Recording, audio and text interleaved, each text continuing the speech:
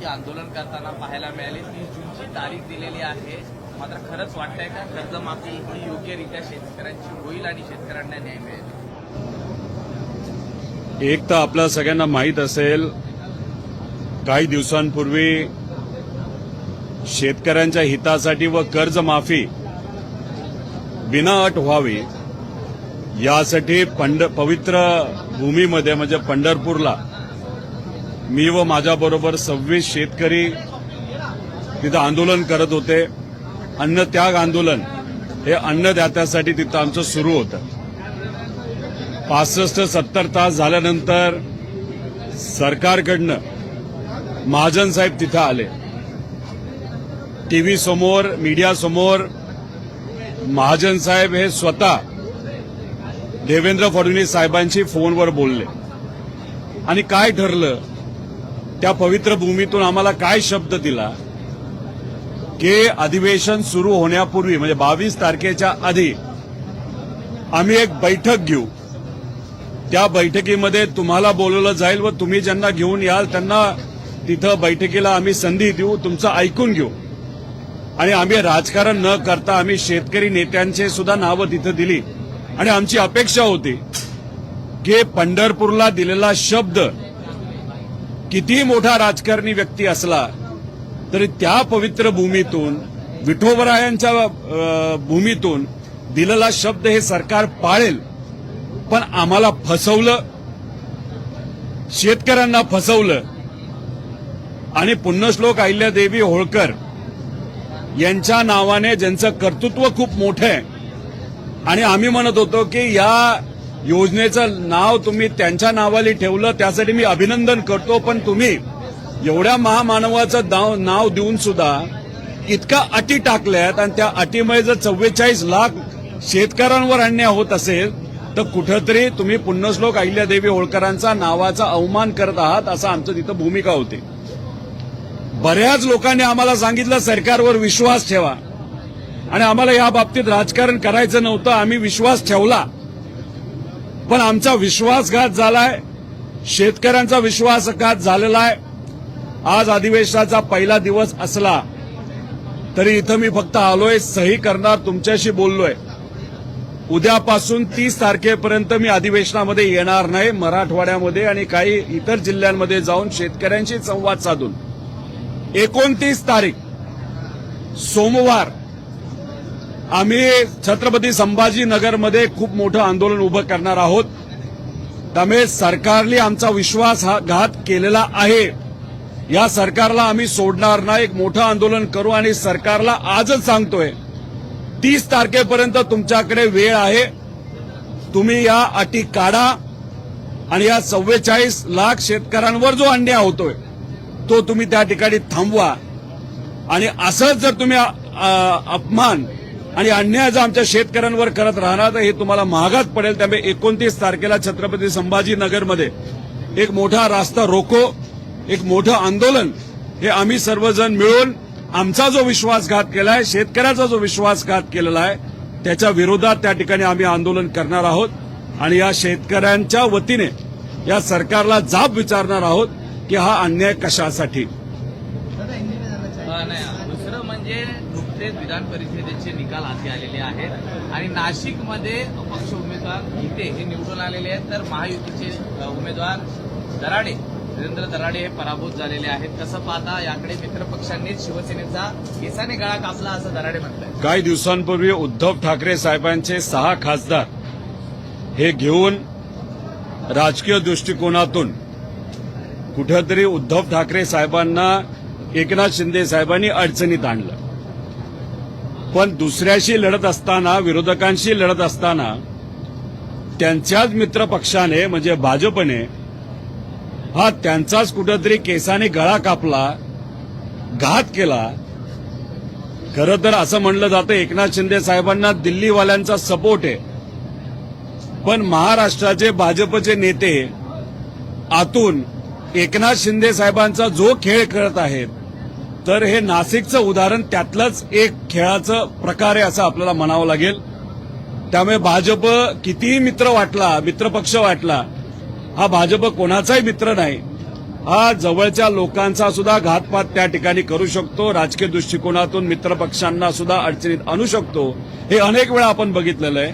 त्यामुळे नाशिकचं उदाहरण म्हणजे एकनाथ शिंदे साहेबांना त्यांच्याच मित्रपक्षाने कुठेतरी राजकीय दृष्टिकोनातून पराजय केला असं आपल्याला म्हणावं लागेल.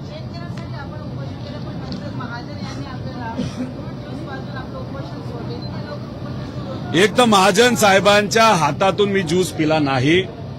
मी पवित्र श्री नामदेव पायरीकडे जाऊन तिथे असणाऱ्या सामान्य परिवारातून जे वारकरी संप्रदायाचे लोक होते त्यांच्या हातून पेढा खाऊन मी तिथं उपोषण सोडलं. विषय कसा असतो, सगळ्याच गोष्टीत आपण राजकारण केलं तर हे योग्य नसतं. त्यामुळे आमचा प्रयत्न होता मुख्यमंत्र्यांशी फोनवर बोलून आम्हाला जर शब्द दिला असेल तर राजकारण न आणता आपण ऐकलं पाहिजे आणि मग ते आम्ही ऐकलं. पण आमचा विश्वासघात झाला, शेतकऱ्यांचा विश्वासघात झाला आणि याचं उत्तर आणि याची किंमत या सरकारला 100% मोजावी लागणार हे आम्ही या ठिकाणी तुमच्या समयांच्या माध्यमातून सरकारला इथं सांगत आहोत. दुष्काळ जाहीर करा म्हणून काल भाजप यांनी मागणी केली आणि हीच मागणी आता संपूर्ण अधिवेशनामध्ये महाविकास आघाडीची असणार आहे. तर काय त्याच्या एक तर कर्जमाफी नीट द्या, कर्जमाफीमध्ये ज्या अटी टाकल्या त्या काढा आणि दुष्काळ तर जाहीर करा ही आमची मागणी आहेच. त्यामुळे जे काय आधी मदत दिलेली आहे कर्जमाफीच्या माध्यमातून ती तरी 100% शेतकऱ्यांना तिथं पोहोचू द्या. आता ह्याच्यामध्ये सोलापूर म्हणजे आम्ही पंढरपूरला उपोषणाला बसलो होतो, 23,000 लाभार्थी आहेत.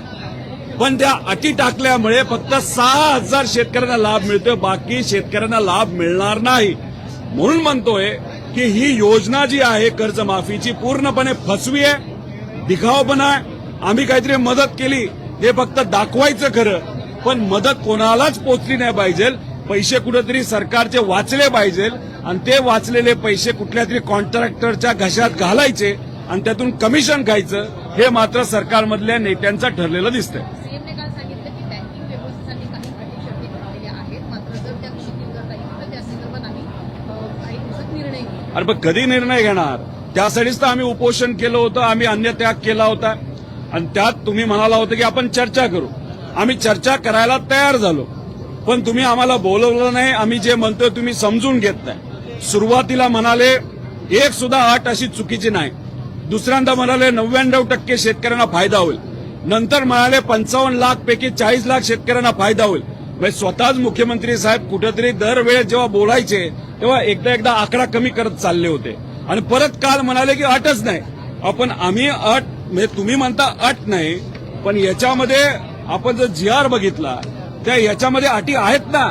शेतकऱ्यांना हे कळलेलं आहे आणि सोलापूर जिल्ह्याचं उदाहरण मी आत्ताच तुम्हाला दाखवून दिलेलं आहे. त्यामुळे या मुद्दामून अटी टाकल्यात, एखाद्या अधिकाऱ्याला जबाबदारी दिली, अधिकाऱ्यांनी एसी मध्ये बसून शेतकऱ्यांवर अन्याय केलेला आहे.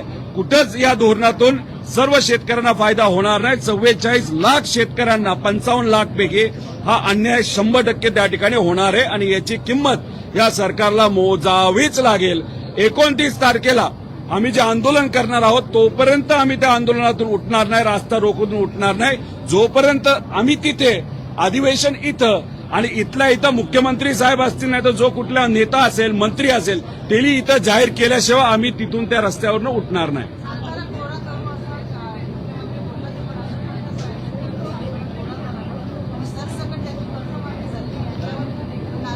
इलेक्शनच्या आधी भाजपचे आणि या सगळ्या नेत्यांचे दाखवायचे दात वेगळे असतात, इलेक्शन झाल्यानंतर ते दात वेगळेच दिसतात.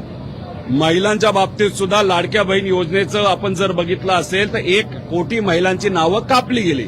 इलेक्शनच्या आधी अॅडव्हान्समध्ये पैसा दिला, 24,000 कोटी रुपये अशा लोकांना तुम्ही दिला की आता तुम्ही म्हणताय ते इल्लिगली त्यांना दिले गेले होते. मग 24,000 कोटीचं झालं काय? 1 कोटी महिलांचं नाव का कमी झालं? तसंच कर्जमाफी देऊ असं तुम्ही बोलला, थट्टा केली, नाही तर तुम्ही शब्द दिला आणि आता मात्र कर्जमाफी देत असताना इतक्या अटी टाकल्यात. त्यातून जर 90% शेतकरी वंचित राहणार असतील, 50,000पर्यंतचीच मदत मिळणार असेल तर मग तुम्ही कशाला डंका पिटवताय की तुम्हाला 2 लाख रुपयाची कर्जमाफी दिली?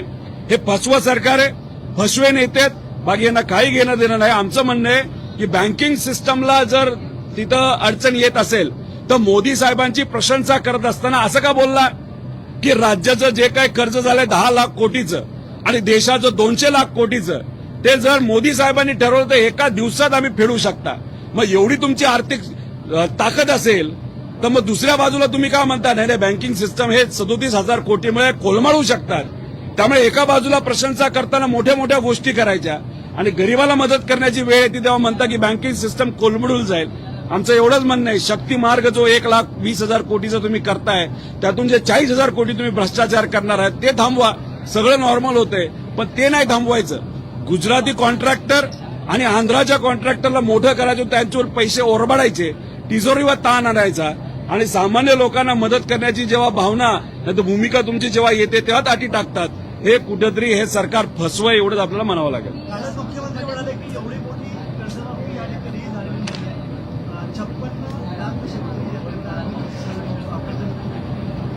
आमच्यात हिंमत आहे.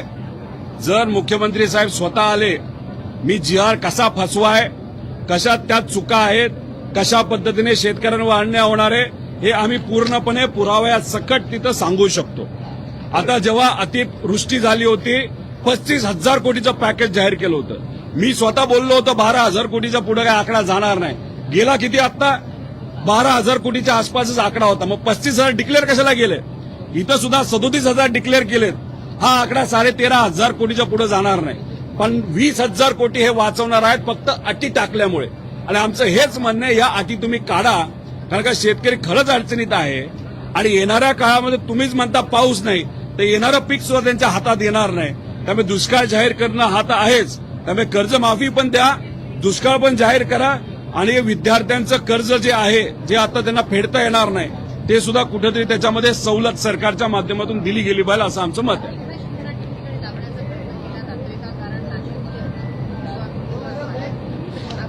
एकनाथ शिंदे साहेबांना कळलेलं आहे की कदाचित त्यांच्या पाठीमागे दिल्ली आहे, पण दिल्ली सुद्धा त्यांच्या पाठीमागे कधीपर्यंत आहे, डिलिमिटेशनचा कायदा पास होऊच तर. एकदा डिलिमिटेशनचा कायदा पास झाला तर भाजपला कुठल्याच खासदाराची जरूरत नाही असं भाजपला वाटतं. पण झालं असं आहे की दिल्लीची मदत एकनाथ शिंदे साहेबांच्या पाठीमागे असली तरी महाराष्ट्राचे भाजपचे नेते मात्र एकनाथ शिंदे साहेबांचा गळा केसांनी कापत असताना आपण बघू शकतो. कालची प्रेस कॉन्फरन्स किती भारी झाली, हसत खेळत झाली आणि निकाल लागल्यानंतर एकनाथ शिंदे साहेबांना आत्ता कळलं असेल, अरे आपला तर गळा नीट राहिला नाही, आपला गळा केसारी कापून टाकला, त्यांच्या उमेदवाराला पाडलं आणि अपक्ष उमेदवार जो महाजन साहेबांचा जवळचा माणूस आहे त्याला मात्र त्या ठिकाणी निवडून आणलं. त्यामुळे हे फसवाफसवी जी आहे ही फक्त भाजपकडनंच होऊ शकते. भाजप कोणाचाच मित्रपक्ष नाही. भाजप हा नेहमी स्वतःचा विचार करणारा पक्ष आहे. अजितदादांच्या बाबतीत सुद्धा आपण बघितलं असेल, दादांना न्याय द्यावं यासाठी आमचा सगळ्यांचा प्रयत्न होता, अपेक्षा होती. भाजपचे जे नेते आहेत ते दादांना मित्र म्हणायचे, त्यांनी मात्र अजूनपर्यंत सीबीआयला ते काय प्रकरण दिलेलं नाही. तपासाच्या बाबतीत सुद्धा काही झालं नाही. सीआयडीचा उपयोग दारू विकणाऱ्यांना शोधण्यासाठी केला जातो, पण दादांच्या बाबतीत मात्र त्या ठिकाणी कुठेही तपास योग्य दिशेने जाताना आपल्याला दिसत नाही.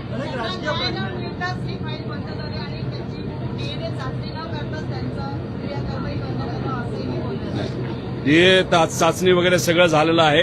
फाईल काय बंद झालेली नाही, आम्ही काय बंद होऊन देणार नाही. आम्ही मात्र आमचा लढा तिथं कायम ठेवू. राजकीय प्रश्न आहे. ऑपरेशन टायगर नुकतंच राज्यात झालेलं आहे. भविष्यामध्ये आपले खासदार पुण्यावर आले होते, त्यांच्यावरही सगळे लक्ष देऊ शकतात, ही चर्चा आहे. आपल्याला याविषयी काय वाटतं? हे बघा, चर्चा तर कोणाची होऊ शकते. ऑपरेशन टायगरपेक्षा ऑपरेशन बाजार म्हणायला काय हरकत आहे. विचाराचा बाजार झाला, नात्यांचा बाजार झाला, त्यानंतर पैशांचा बाजार झाला, लोकांचा बाजार झाला, माणुसकीचा बाजार झाला. मग ऑपरेशन बाजार म्हणायला काय हरकत नाही. त्यामुळे पूर्णपणे, आणि आता नाशिकचा निकाल लागल्यानंतर एकनाथ शिंदे साहेबांच्या पक्षाचा सुद्धा बाजार झाला असं आपल्याला त्या ठिकाणी म्हणावं लागेल. त्यामुळे हे जे काय ते होत राहणार. पण मला असं वाटतं की किती प्रयत्न केला तरी आमचा एक सुद्धा खासदार त्या ठिकाणी फुटेल असं आम्हाला वाटत नाही. माझी कुटुंबाला कुठल्या प्रकारे मदत करण्यात आलेल्या शास्त्रीय कुठल्याही प्रकारे योग्य ती मदत आणि LIC किती काय पैसे एक तर त्या VSR कंपनीने 210 कोटीचा विमा, हा विमानाचा आणि लायबिलिटी विमा तिथं काढला होता. त्यातून VSRला विमानाची किंमत 15 कोटी रुपये आणि त्याला पैसे कदाचित 200 पेक्षा जास्त कोटी मिळू शकतात. आमचं हेच सरकारला म्हणणं आहे की माळी परिवार असेल, तो जाधव परिवार असेल आणि पायलट सुद्धा असतील, या लोकांना कुठं ना कुठेतरी त्या ठिकाणी आर्थिक लाभ त्या परिवाराला झाला पाहिजे अशी आमच्या सगळ्यांची मागणी आहे. पण झालं असं आहे, हे सरकार इतकं घमंडी आहे, हे विषय चर्चेत आणायलाच नको म्हणतात, हवेत मात्र त्या ठिकाणी गोळ्या झाडतात की हे आमचे मित्र होते, हे आमचं तसं. त्यामुळे दादांच्या बाबतीत तेच झालं, शेतकरी कर्जमाफीच्या बाबतीत तेच झालं, लाडक्या बहिणींच्या बाबतीत तेच झालं. त्यामुळे कुठं ना कुठेतरी हे सरकार फक्त न फक्त दिखावा करते, बाकी काही करत नाही असं आमचं प्रामाणिक मत आहे. राज्याच्या मुख्यमंत्र्यांनी आणि एकनाथ शिंदेनी सांगितलेलं ऑपरेशन टायगर सक्सेसफुल आहे. अरे पण ऑपरेशन टायगर हे सक्सेसफुल झालं काल बोलत होते, पण शिकार करणाऱ्याची शिकार आज मात्र नाशिकमध्ये तिथं झालेली हे आपण सगळ्यांनी तिथं बघितलेलं आहे. त्यामुळे खरे शिकारी भाजप आहेत, पुढे करतायत फक्त एकनाथ शिंदे साहेबांना. त्यामुळे एकनाथ शिंदे साहेबांना मात्र आता कळालं असेल, अरे आपली आता शिकार झालेली आहे.